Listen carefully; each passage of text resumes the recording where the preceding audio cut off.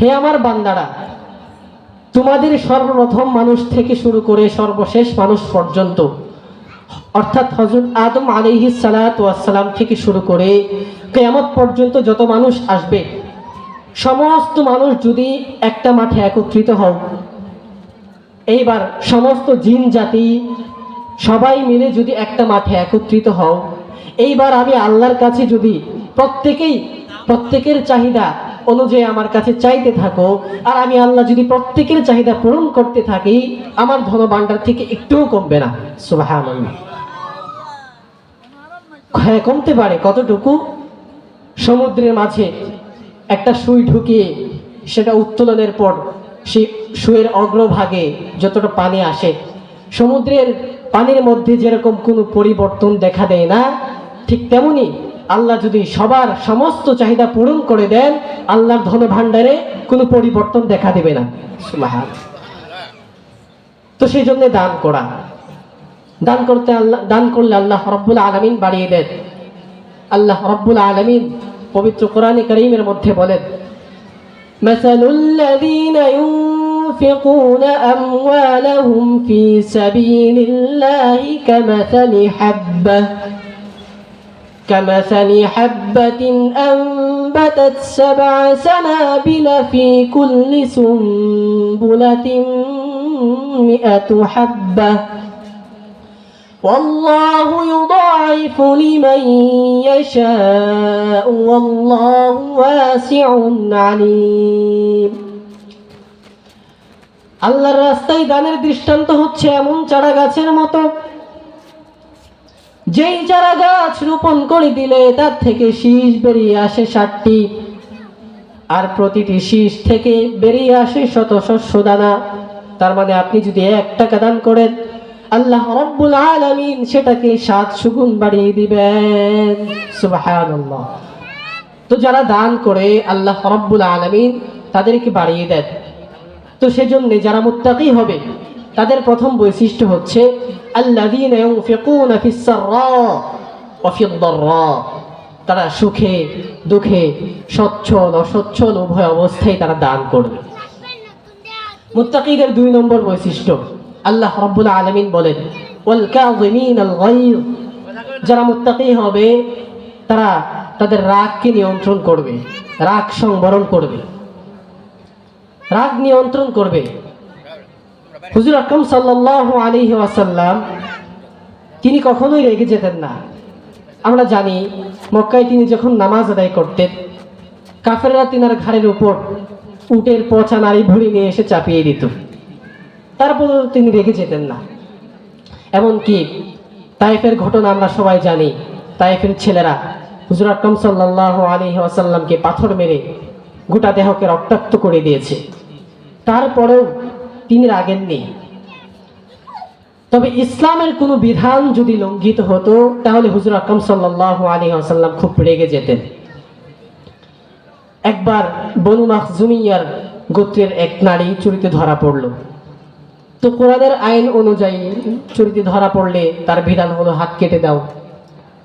তো হুজুর আকরাম সাল্লাল্লাহু আলাইহি ওয়াসাল্লাম যখন এই বিধান সেই মহিলার উপর আরোপ করবেন, সাহাবায়ে কেরাম হুজুর আকরাম সাল্লাল্লাহু আলাইহি ওয়াসাল্লামকে বললেন যে তিনি তো সম্ভ্রান্ত ফ্যামিলির একজন মেয়ে, তো তিনার হাতটা যদি কাটা হয় বড় করে একটা দাঙ্গা বাজবে, সেই বিষয়টাকে লক্ষ্য করে আপনি যদি এই মেয়েটাকে ছেড়ে দিতেন। তো হুজুর আকরাম সাল্লাল্লাহু আলাইহি ওয়াসাল্লাম খুব রাগান্বিত হয়ে গেলেন। তিনি বললেন, আমার মেয়ে ফাতেমাও যদি এই কাজ করত, আমি তার হাত কেটে দিতে একটু দেরি করতাম না। তো তোমরা আমার কাছে এই কথা কিভাবে বলবে? তো আল্লাহর কোনো বিধান যদি লঙ্ঘিত হতো সে ব্যাপারে হুজুর আকরাম সাল্লাল্লাহু আলাইহি ওয়াসাল্লাম খুব রেগে যেতেন, কিন্তু নিজের ব্যক্তিগত কোনো বিষয়ে ব্যক্তি স্বার্থে যদি কেউ আঘাত হানতো হুজুর আকরাম সাল্লাল্লাহু আলাইহি ওয়াসাল্লাম রাখতেন না। হাদিসে হুজুর আকরাম সাল্লাল্লাহু আলাইহি ওয়াসাল্লাম বলেন, লাইসা শাদীদু বিসসরআহ ইন্নামা শাদীদুল্লাযী ইয়ামলিকু নাফসাহু ইনদাল গযব।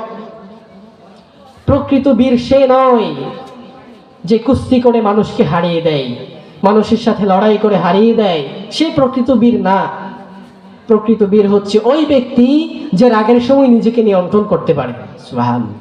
তো হুজুর আকরাম সাল্লাল্লাহু আলাইহি ওয়াসাল্লামের হাদিস অনুযায়ী যে রাগের সময় নিজেকে নিয়ন্ত্রণ করতে পারে, নিজেকে কন্ট্রোল করতে পারে, সে হচ্ছে প্রকৃত বীর।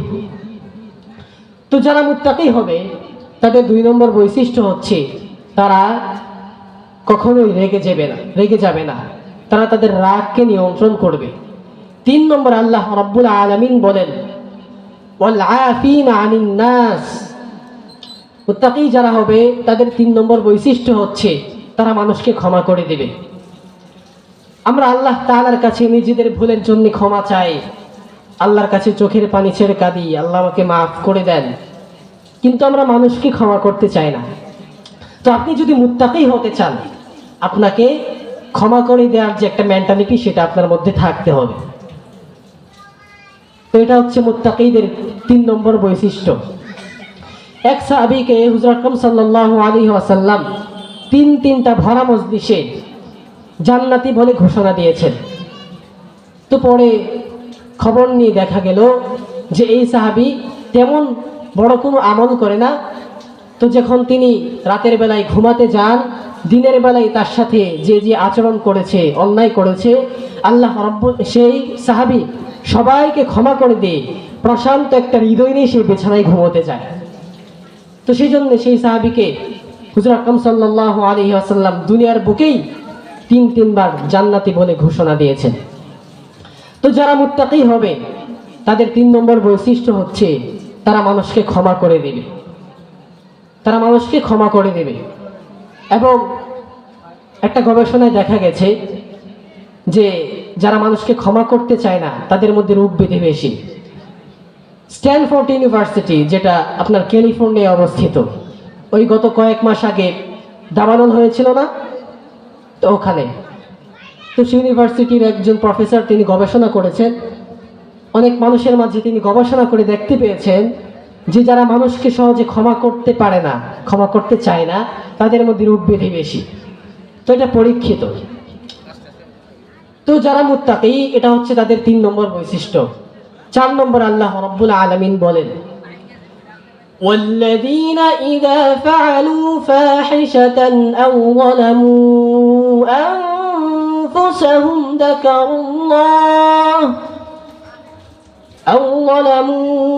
أنفسهم ذكروا الله فاستغفروا لذنوبهم ومن يغفر الذنوب إلا الله ولم يصروا على ما فعلوا وهم يعلمون।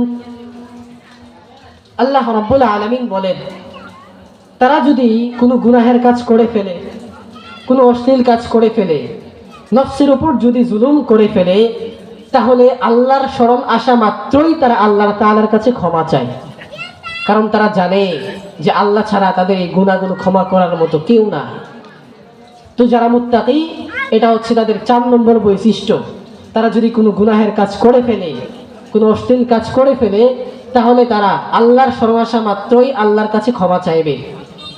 5 নম্বর আল্লাহ রাব্বুল আলামিন বলেন ওয়ালাম ইউসিররু আলা মা ফাআলু ওয়া হুম ইয়ালামুন। আর এই একই গুনাহের কাজ তারা বারবার করবে না, একই গুনাহের কাজ তারা রিপিট করবে না। আপনি সকালে একটা গুনাহ করেছেন, বিকালে তওবা করে আল্লাহর কাছে ক্ষমা চেয়েছেন, আল্লাহ আপনাকে মাফ করে দিল।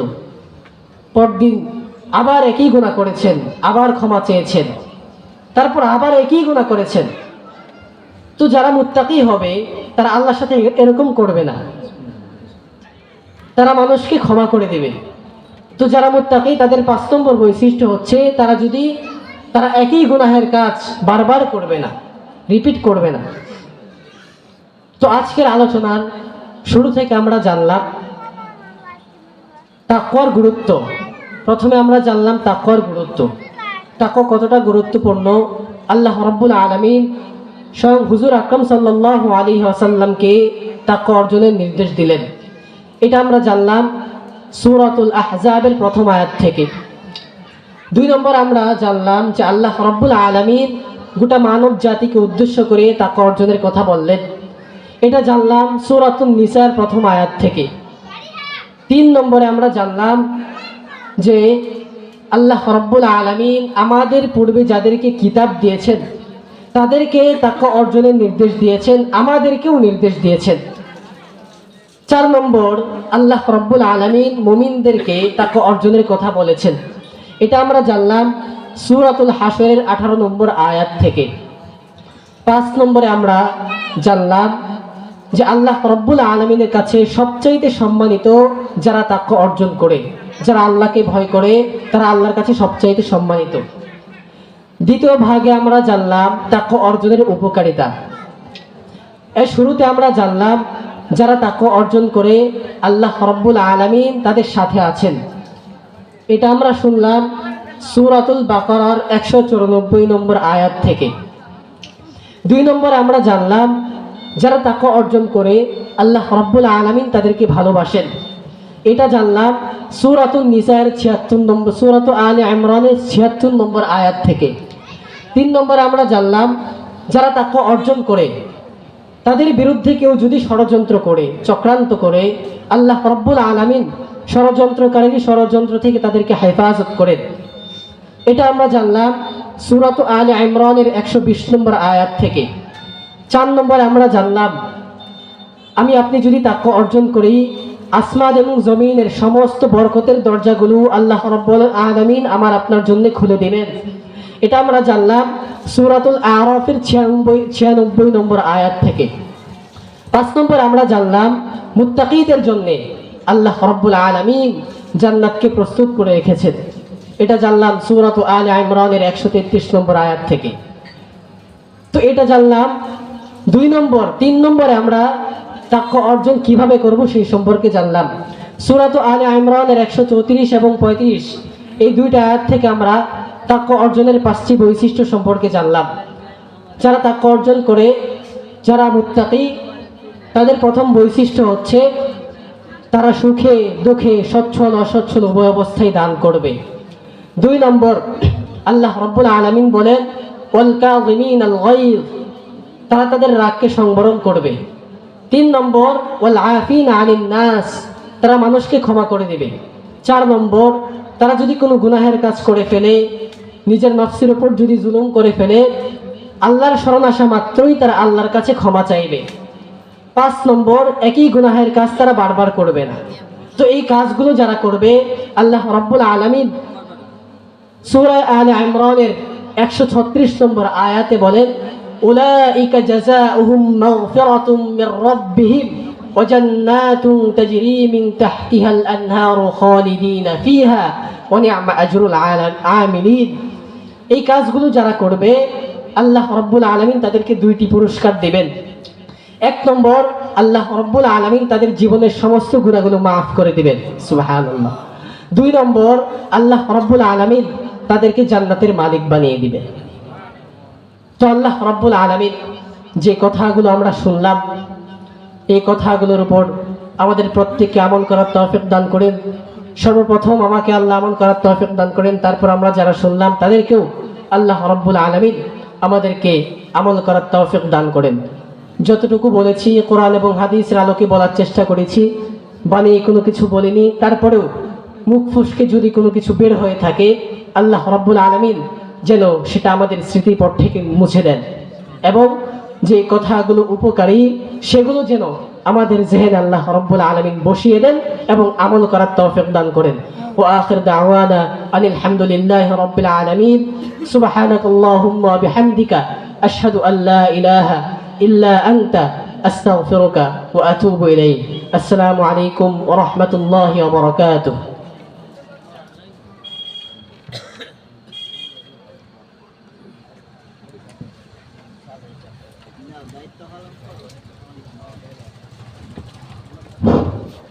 আলহামদুলিল্লাহ, অত্যন্ত চমৎকার আলোচনা করতেছিলেন তরুণ উদীয়মান তালিবী ইলম